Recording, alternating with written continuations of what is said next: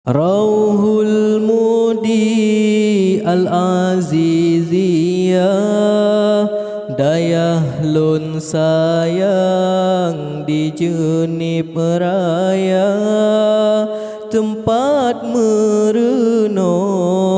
kira Al-Quran,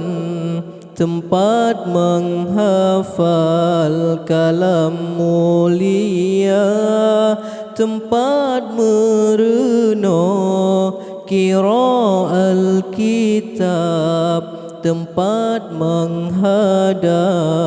ya Rabbana. Kisah kenasib kamu hairakan,